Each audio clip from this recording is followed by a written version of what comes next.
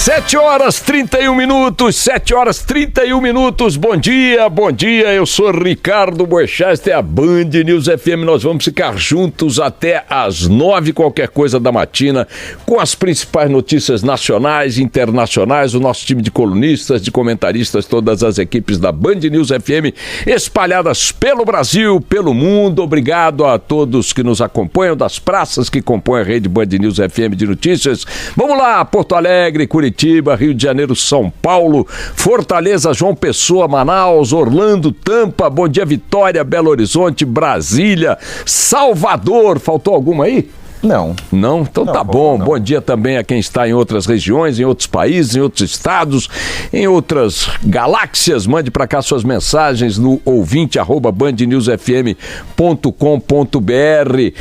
Também pelo WhatsApp 999-592-100, 999-592-100, prefixo 11. Se não falei do Rio de Janeiro, ou se falei novamente, bom dia, minha cidade querida, minha cidade amada de São Sebastião do Rio de Janeiro. O bicho está pegando por lá.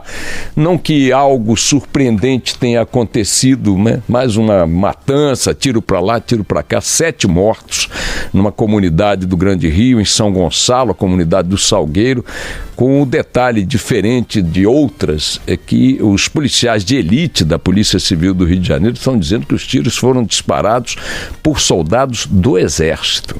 Teria havido confronto, sim, mas que a Polícia Civil, habituada a lidar com essas situações, não teria reagido aos tiros e tal, por razões que não sei quais foram, talvez não entenderam que fosse o caso de abrir fogo a esmo e tal, era um baile funk. O fato é que os policiais civis estão dizendo que foram os soldados do Exército que mataram 7 pessoas. A comunidade está dizendo que vários deles não tinham envolvimento com crime, o que teria sido, portanto, uma carnificina. Vamos ver aí quais vão ser os desdobramentos. Seria a primeira vez em que soldados do Exército se envolvem diretamente numa ação que resulta na morte de tantas pessoas assim nas ações de combate à criminalidade no Rio de Janeiro. Bom dia, Luiz Megali, nosso companheiro no Café com o Jornal, e toda a sua equipe, também ao Rafael Colombo, direto do Band News TV. Sintonizem agora o Café com o Jornal na TV Bandeirante, nosso Band News TV, que vocês vão ter imagens ao vivo. Olha lá, cara do Megali, barba feita, bonitão. Bom dia pro Rafael Colombo também, para toda a equipe do Band News TV.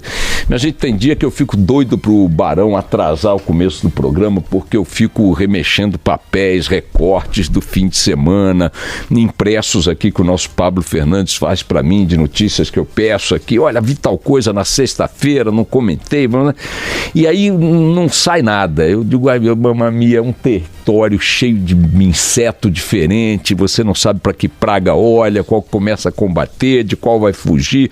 Então eu vou me permitir aqui fazer um rápido pupurri de coisinhas que estão aí fragmentadas no noticiário. Muitas delas acabam se conectando num mesmo território, que é o território da política, olhando para 2018, olhando para a crise atual e tal. Vamos dar aqui um desenho. Primeiro, a crise no PSDB define aí um quadro de aparente implosão do partido, não se sabe com que profundidade e com que consequências. Dela está resultando num primeiro movimento o que parece ser a consolidação da alternativa possível dentro do tucanato, que é a candidatura do governador de São Paulo, Geraldo Alckmin. Um ato ontem em São Paulo dos tucanos sinalizou isso de maneira mais clara, e o que restará ao PSDB será, de fato, ao contrário de uma disputa interna que se desenhava no ano passado, ou eu diria até o início desse ano, melhor dizendo, com Serra, com o próprio Alckmin, com Aécio Neves, correndo pelas bordas até o Henrique Meirelles, embora o Henrique Meirelles não seja um tucano e tal, mas enfim, aquele universo ali que o PSDB entendia como sendo um universo de rica disputa interna pela indicação, está reduzido hoje à figura de Geraldo Alckmin, com a possibilidade de que o PSDB caminhe aí também em alguns acenos a partes do PMDB para compor uma chapa, quem sabe, dos dois partidos. Isso é pura especulação, não dá para desenhar esse horizonte, embora na minha avaliação, com a língua na guilhotina, eu acho que não haverá alternativa ao PSDB que não seja o lançamento da candidatura de Geraldo Alckmin, configurando-se ali a opção por tentar seduzir o eleitorado em 2018 com um discurso de centro e tal, de centro-direita, fazendo ali uma pregação de uma política mais neoliberal, com redução de Estado e tal, mas um discurso moderado, que é o que eu acho que vai acabar acontecendo no campo aí do PSDB e talvez de algumas legendas que a ele se aliem e não excluem mesmo o tal do DEM do Rodrigo Maia nesse movimento e partes aí do PMDB. Vamos ver. A outra notícia saiu também na Folha de São Paulo: o mercado flerta com a agenda reformista de Bolsonaro. Bolsonaro está numa grande movimentação para agora apresentar-se como alguém menos radical do que foi percebido e ainda é percebido por uma grande parte do eleitorado. E a Folha de São Paulo, numa reportagem da Daniele Brandt, diz que o Bolsonaro vem sinalizando um discurso mais moderado em relação a certas questões para atrair um eleitor e forças, na verdade, do chamado mercado. E diz a Daniele Brandt na Folha de São Paulo de ontem que, de fato, alguns analistas de mercado começam a ver Bolsonaro não como o candidato dos sonhos, mas como o candidato que se prestaria, né, ou serviria para que estes mesmos setores impedissem uma vitória, novamente uma vitória com a volta do Lula à presidência da República. É importante observar esse movimento porque o tal mercado, ele pode ser que não tenha muitos votos, mas tem uma forte influência em determinadas decisões que acabam impactando o jogo eleitoral, né? Eles sinalizam o risco Brasil, eles apontam para receios assim que possam impactar seriamente a economia, né? Então o Bolsonaro fazendo movimentos desse tipo, se é que ele... E de fato parece que sim, ele está sendo mais cauteloso aí, ou até mais ausente nas declarações de um tempo para cá, de pouco tempo para cá.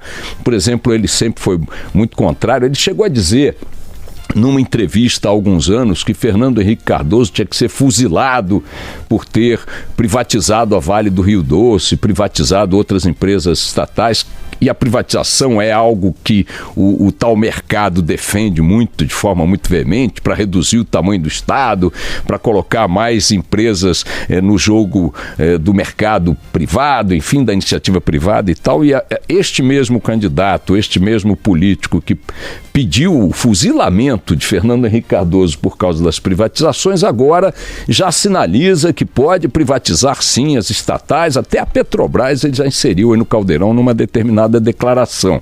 São os movimentos que Bolsonaro está fazendo, curiosamente, partindo da extrema-direita para o centro e que não diferem dos movimentos que Lula fez partindo de uma posição mais extrema à esquerda em direção ao centro também, na campanha que acabou consagrando finalmente presidente da República. Lembrem-se que a carta aos brasileiros e tudo mais foi um aceno ao centro, um aceno à direita, um aceno ao mercado, e acabou funcionando como química que despiu o Lula candidato de várias eleições com derrotas acumuladas até então, despiu Lula de uma roupagem que era vista como a roupagem do radical, do extremista, do cara que ia arrebentar. Mas lembram-se do risco Lula, né? Até chegar a criar esse índice econômico, o impacto de uma eventual vitória do Lula sobre o mercado, sobre a economia e tal, os bancos, os grupos internacionais, todos muito receosos do que Lula seria esse. O Lula foi fazendo um movimento em direção ao centro, construindo pontes de diálogo com setores do mercado, com setores ao centro e até da direita, né?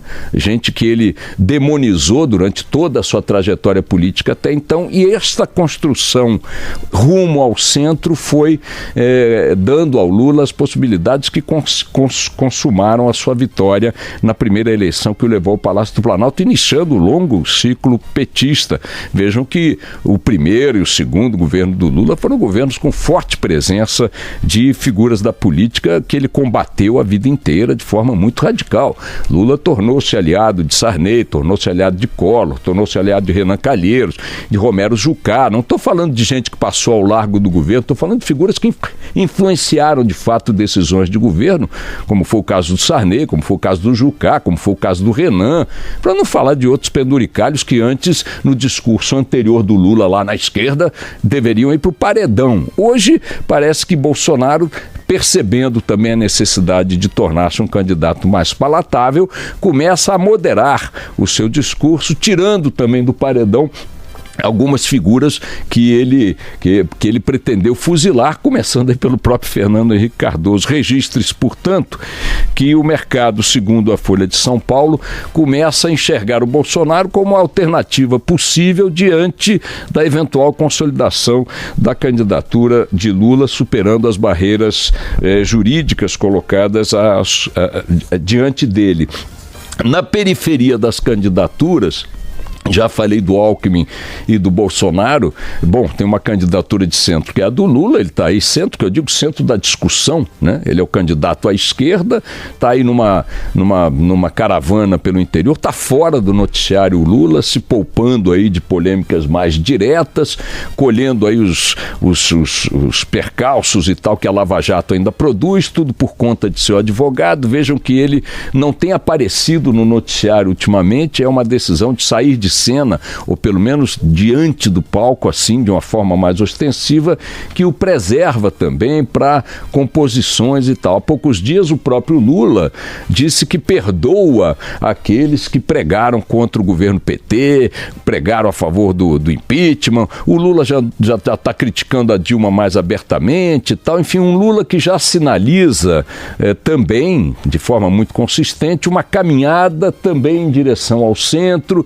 para tentar capturar ali o que puder ser possível, perdoando um, aceitando outros à mesa. Ninguém pode viver a ilusão de que Lula prosperará sem fazer essa caminhada para o centro, da esquerda para o centro, muito menos que Bolsonaro prosperará se não fizer uma caminhada da direita para o centro, o que acaba colocando a leitura disso da seguinte maneira: de todo mundo vai tentar beliscar nesse universo que não está nem à esquerda nem à direita, mas no eleitorado aí que não quer grandes aventuras, que não quer se lançar em discursos radicais, que não quer nada que produza muita marola, porque o nível de cocô está no queixo e nessas situações é melhor não fazer muita bagunça mesmo e tal.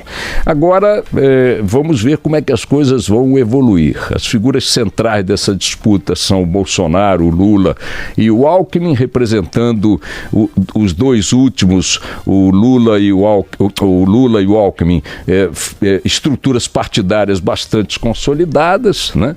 Alianças históricas mais importantes, trajetórias na vida pública consistente, e o Bolsonaro correndo por fora com índices nas pesquisas. Vamos ver como é que vem as próximas pesquisas. Na quinta-feira, conversando com um assessor muito graduado do Bolsonaro, ele disse para mim apenas o seguinte: não vai ter nem segundo turno. Para vocês terem ideia de como é que a cabeça da equipe do Bolsonaro está trabalhando a perspectiva de 2018. Eles têm convencimento de que o Bolsonaro se elege em primeiro turno mesmo em 2018. Aqui no mundo real, a gente continua acompanhando os movimentos. Bom, um dado importante aí para a gente inserir nessa história é que o Vinícius Mota, hoje na Folha de São Paulo, chama a atenção para o fato de que os efeitos das crises econômicas, né, das reviravoltas na economia, são sempre defasados, né? Elas ocorrem num determinado momento, como ele bem chama a atenção, de que a crise já estava instalada em 2014, no segundo semestre, mas os índices de emprego eram altos, permitiram a reeleição da Dilma, que não enfrentou esse questionamento à época, embora a crise que produziria a tragédia a partir de 2015 já estivesse instalada nos seus fundamentos. O que ele quer dizer com isso? Hoje, se aquela época, em 2014, você já tinha uma crise instalada que produziria a maior taxa de desemprego de todos os tempos a partir de 2015, a crise e o fato que ela produz não se dão na mesma época. E ele está chamando a atenção para o fato de que tem aí uma recuperação econômica a caminho, ou já instalada. A Folha de São Paulo hoje diz que a arrecadação de impostos federais que resultam da atividade econômica e não de fatos excepcionais, como venda de ativos ou concessões, que seriam a arrecadação do Imposto sobre Produtos Industrializados, o IPI, e também do Imposto sobre a Contribuição Social sobre a folha de pagamento, que são impostos da economia real. Essa arrecadação está melhorando, é a principal manchete da Folha de São Paulo hoje, que diz: sinais da retomada chegam à arrecadação. E o que diz o Vinícius Mota na coluna dele? Ele diz o seguinte: esta evolução da economia, e eu acrescento que parece que vai continuar aí ao longo de 2018, insere também no jogo da eleição de 2018, um elemento que não existe hoje, que é de um cenário econômico consistentemente melhor. O que ele diz? A evolução provável do quadro econômico nos próximos meses tende a colocar nesse jogo, que eu estava me referindo aqui desses personagens todos, um terceiro elemento, que é o elemento da recuperação e tal, que pode mudar, né, as camadas tectônicas de avaliação da população em relação a este ou aquele candidato. Enfim, um grande sururu na zona, um horizonte de difícil prospecção, com todas as especulações possíveis e num certo sentido, lógicas, né? A nós resta a alternativa de continuar tocando nossas vidas, né?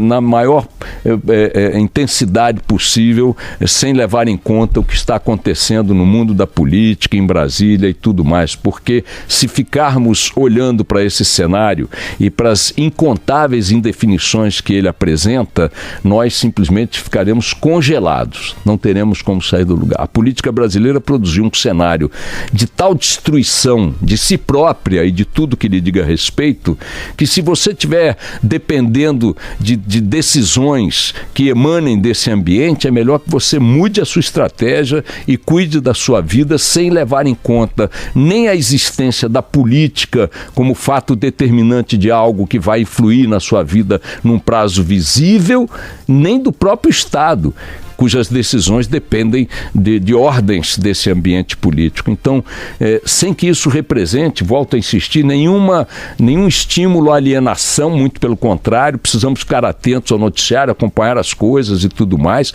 mas é importante que a gente cuide do dia a dia, do Brasil real, das nossas próprias demandas, das nossas próprias necessidades, porque se dependermos de coisas que emanem desse ambiente, não vamos conseguir que elas ocorram. Isso tudo que eu falei não vale rigorosamente nada, porque não aponta para lugar nenhum. Nem tem como apontar. Nem tem como apontar. Qualquer um que esteja hoje construindo um cenário muito afirmativo diante disso que está aí, projetado para 2018, vai estar especulando, sem admitir que está botando a língua na guilhotina. A minha está lá e tem lugar cativo. Vamos nessa.